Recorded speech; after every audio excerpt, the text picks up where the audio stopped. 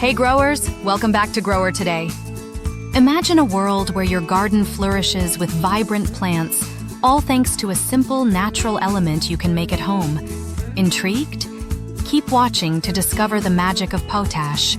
Potash, derived from the word potassium, is a natural nutrient essential for both plants and humans. Historically, it has been used in soap, glass, and even as a drying agent in food. Today, potash is primarily used as an agricultural fertilizer, providing one of the main plant macronutrients alongside nitrogen and phosphorus. But where does modern potash come from?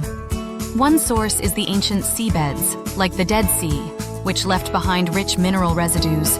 Another source is mining geological potassium salt deposits around the world, which are then processed into various fertilizers. Now, let's dive into how you can make potash at home. It's easier than you think and requires just a few simple steps.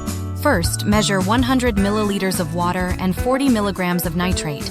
Pour them into a cup and stir until fully mixed. Next, filter the solution to remove any insoluble particles, then pour it into a saucepan and heat it gently. Add 37 grams of potassium chloride to the heated solution, stirring continuously to ensure it mixes well. Filter the solution again into a freezer-safe container and place it in the freezer to allow crystallization to occur.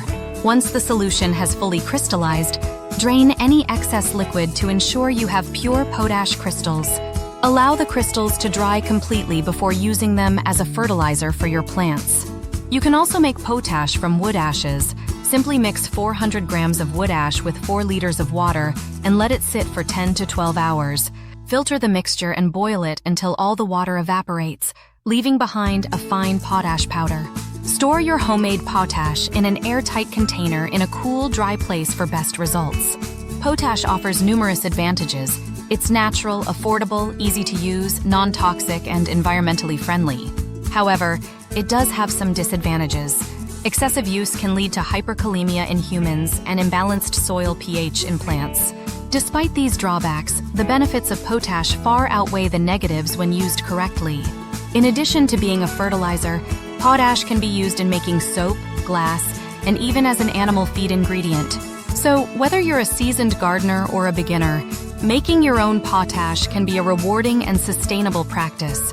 Thanks for watching. Remember, a thriving garden starts with the right nutrients. Happy gardening! Don't forget to like, subscribe, and hit the bell for more gardening tips and plant care advice. Grower Today.